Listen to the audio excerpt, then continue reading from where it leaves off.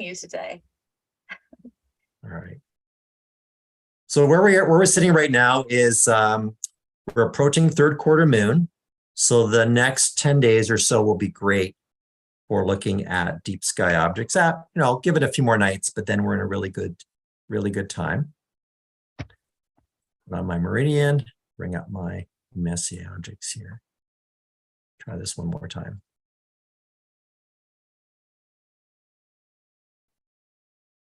So what we're talking about tonight is the last of the summer Messier. So we've already covered a lot of the Messiers that are down here near the teapot, which Samantha saw for herself the other day. And now we're going to be finishing up the summer ones before we migrate into the autumn ones. We started doing some autumn ones, so we've already covered some of them. So that's why we're getting close to the end of the list.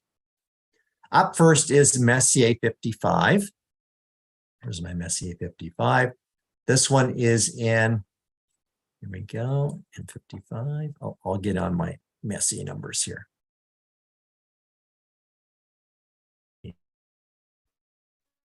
It actually culminates around 9:30 p.m. local time, this time of the year. So you want to sort of pay attention to the time and try to catch that around 9:30 p.m. If you leave it late in the evening, then it'll be sinking westward and it won't be as good a view. That's because it doesn't rise very high in the sky or climb very high in the sky for Canadian observers. It is relatively bright. It's a big summer gem. It's large and close globular cluster. It's only 17,600 light years away. It can be seen in binoculars on a good night with a haze-free horizon. Inside the telescope will work. But if you have a bigger telescope, then you can resolve the stars and the core and the halo around it. Just show you the view. This is the view with a 10 millimeter eyepiece and a 6-inch Dobsonian. I'll switch this to the Plössl that I've been using. Here's the 25 millimeter Plössl. So that's what it would look like in a 6-inch reflector with a 26 millimeter Plössl. To find it, you can. It doesn't really, it's kind of alone in the sky. So what I did is I said, take the handle of the teapot from Nunki to Namalsadira 2 and basically do 3 more jumps. So 1, 2, 3 in that direction, and that'll take you to it. So you can take that distance and then do 3 times that distance in the same direction, and that'll pick up the globular cluster. Let's see, when you're there, you want to look at its shape, its density profile, look to see if you notice any variety in the stars, and note that sort of thing. It's called the summer rose stars, its nickname. So that's M55. Next up is M29. M29 is way up here in Cygnus, very easy to find. So you've got your Northern Cross shape of Cygnus. There's Albireo here, Deneb, Saturn. M29 is just tucked beside the, just nestled in there in the bottom of the neck of the swan. So it's basically a thumb's width south of, or in sort of the crook between the neck and the lower wing of Saturn. Really looks good at around 100K. So here's the cluster at about 35K, but if we crank it up a little bit more, to say 100, that's 150, somewhere in between 100, around 100K is best. And this is sitting in a very rich part of the sky, lots of star fields around it. The cluster is fairly loose. You can see it's kind of scattered, pretty small, not really visible that easily in binoculars. Good binoculars, you might pick it up. Certainly any size of a telescope, you'll have no trouble.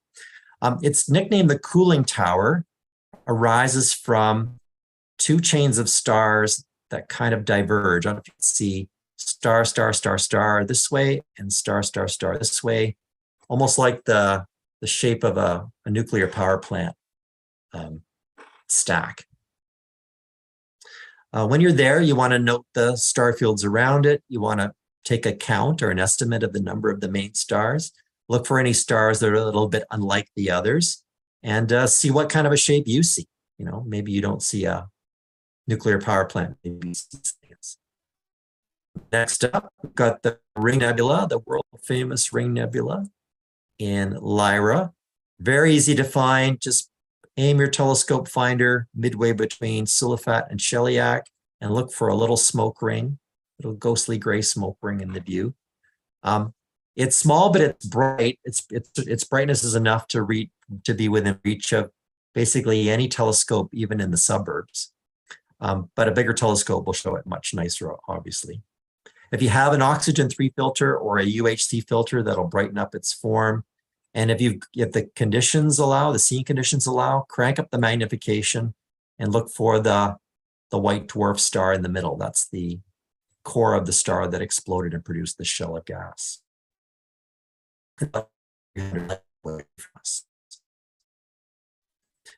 M56. M56 is also in there. Here we are. So M56 is a globular cluster, and M56 is possibly visible in good binoculars, certainly visible in any size of a telescope, and you'll need a large aperture to resolve the stars in the core, which you can see here in this view. It's located almost exactly between Siliphat and Albireo. So just park your finder in between those two stars. Finding it. It's very far away, 32,900 light years away. It's possibly a globular cluster that was captured by the Milky Way galaxy, maybe when the Omega Centauri dwarf galaxy was captured. Again, you want to look for the star density, the density profile, the star colors. And when you're there, pay attention to look out for this deep red star HR 7302 sitting. It'll share the field of view. I think if I do this, although. So that star is just on the edge of the field of view. Okay. That's M56. M57 is in Vulpecula. So M57. Here.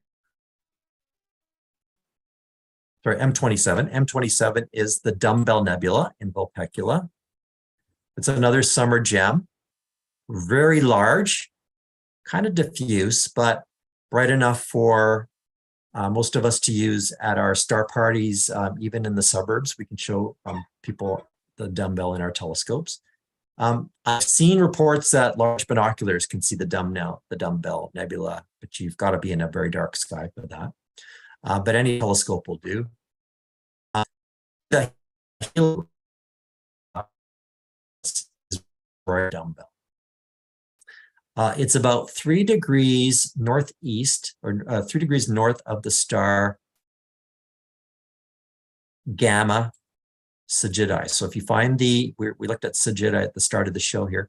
This is Sham, and look for Gamma, and it's about 3 degrees from here. Or you can take a line from Siliphat. So draw the line from Siliphat. Again, you want to, if you have it, use an oxygen-free filter or a UHC filter to better show the shape of the nebula. Just bring up the eyepiece view here. And again, you want to look for what shape do you see, maybe sketch it for the white dwarf star. If you can pick that up, maybe you try using your averted vision to pick up some more of the details in it. Right, couple left. M71 is next. M71 is this globular cluster that's just tucked halfway along the arrow's shaft. That makes it very easy to see, just between Gamma Delta Sagittae. It's small in size. It's bright enough for binoculars in a dark sky. Any size telescope would be fine. Larger aperture telescope will better show the core. And you want to look for the rich star fields around it, note its shape. It's not as dense as some of the other globular clusters. It's only 13,000 light years away from us. So it's a real gem. That's the M71. Finally, we've got two more here. M39.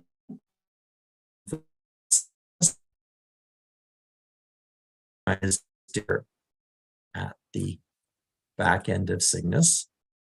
M39 is a very large but sparse open cluster. So you can see it, barely stands out against the field around it. You can certainly pick it up in binoculars in a dark sky, any size of a telescope. Don't magnify it too much because it's quite big. They don't have really any bright stars to guide you to it, but it does sit halfway between Deneb and Alpha Lycurgi.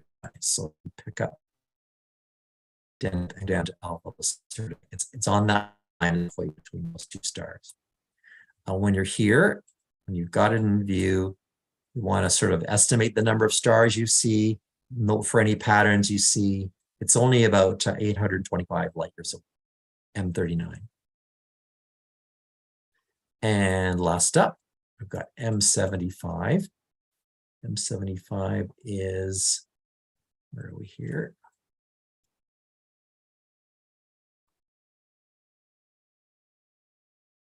Down here, again near the teapot. I let this one last, even though I recommend viewing M55 earlier in the evening. You've got a bit more time for M75 culminates, so you don't need to both. You can do them both at the same time if you want to. So this is the most easterly of the summertime Messier objects. So it was actually the last one in our 110 Things to See book. It's medium-sized, relatively faint. You can hardly see any stars around it. As I zoom in, it's pretty small. You might see it in big binoculars on a good night, but definitely a larger aperture telescope will be needed to see it very, very well. Again, it's not near any bright stars per se. So what I did is I actually star hopped to it in the eyepiece by following patterns. I picked it up. But you could try doubling the line from El Nazl. So where's my El Nazl? You could come from here and see the teapot. It's sort of, if you think about crossing the teapot diagonally, so from El Nazl to Namel Sadira 2, and it's about twice that distance. That's another way you could try to find it. When you get there, though, if you do use those two stars, see they'll point to a spot a little bit below the cluster, so you just want to slew a little bit to the north. When you're there, just show you so it's really, really tiny. The core is very flat.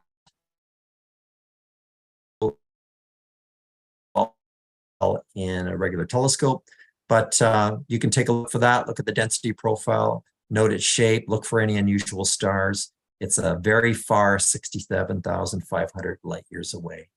And that's it. That's the last of the summer Messiers. We're done. Oh, now it feels like summer's over. We can still look at them though.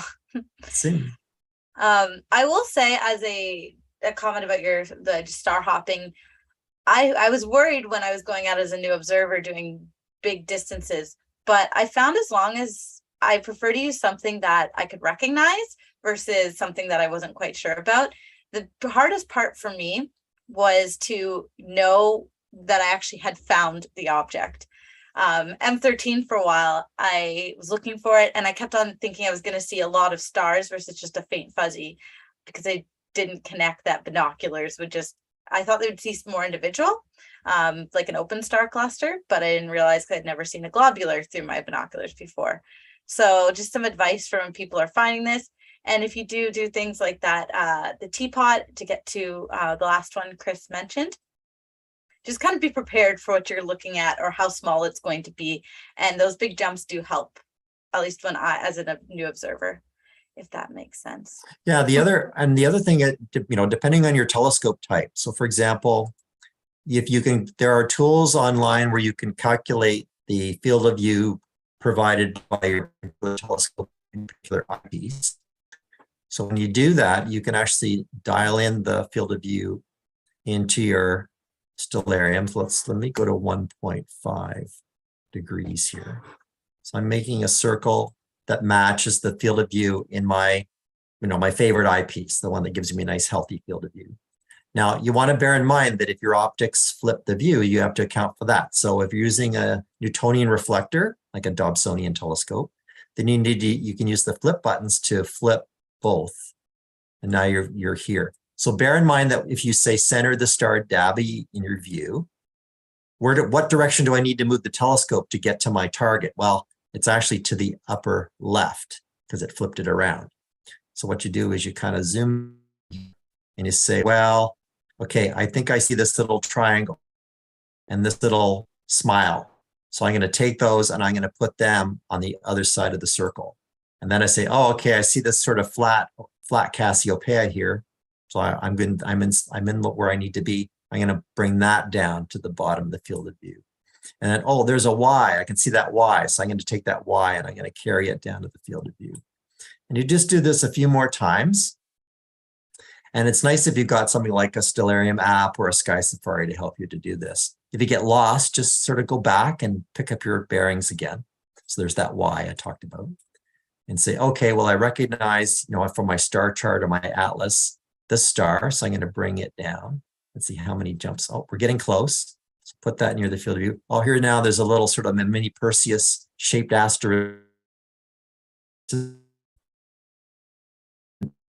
Need to go a little bit further and then you're there. And once you're here, then in your star atlas, you want to see, well, do I see this big triangle of stars and my object should be along one of the sides of the triangle? That's the sort of trick, the technique that you'd use. So it takes practice, but you can do it. It works. Yes, it definitely does. And even just sitting here all the time by osmosis, you'll be surprised what you can pick up. I was sure surprised, as Chris said, I saw the teapot asterism for the first time. And I just looked in the general direction thinking I was going to have a hard time finding it, but it popped out at me because I had been listening to Chris talk and just being around and looking for that shape that I was finally able to identify it in the sky once I had the horizon to do it. So keep going, a little bit at a time. I'm still intimidated by Messiers, but I know I'll get there one day. So I hope you guys all have found this very helpful as well. We have no more questions. Somebody did ask, because we mentioned a couple times the YouTube channel and the Insider's Guide. I've thrown a link just to our page where we keep all our upcoming course dates. I just need to adjust it to add the new ones coming up. And and on that page, we also have a link to our playlist, which is on YouTube with all the past Insider's Guide to the Galaxy episodes. We are well over 50 at this point. So you have many, many hours to look through. And that same page, you can also go to the Messiers. And thank you all for coming. Any last words, Chris? Just keep looking up.